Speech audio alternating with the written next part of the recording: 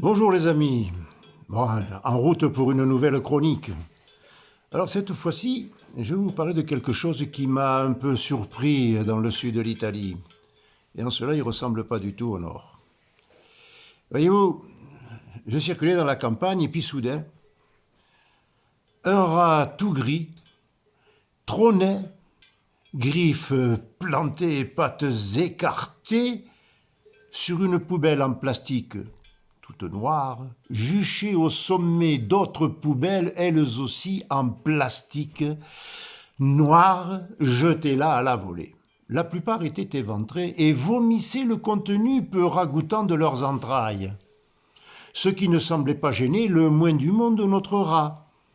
Tout gris, sur sa poubelle, toute noire, encore fermée. Je me demandais pourquoi garder jalousement un sac fermé alors qu'il y avait tant de sacs éventrés faciles à explorer? Sans doute les pillards étaient-ils passés par là et rien d'intéressant ne subsistait dans la montagne d'ordures, hormis le sac fermé, surveillé de près par le rat tout gris et prêt à défendre son butin, griffes et dents pointues dehors sur le point d'être décainé. Mais ce tas n'était pas le seul.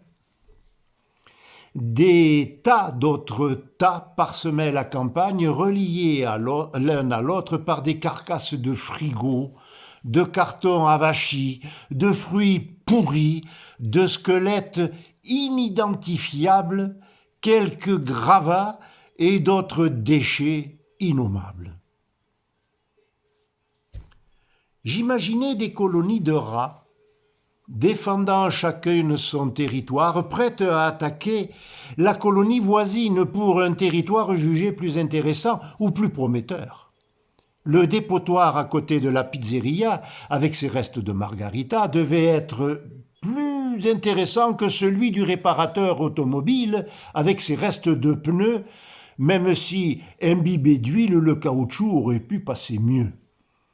J'imaginais les guerres picrocolines pour un bout de jambon ou quelques arêtes de poisson.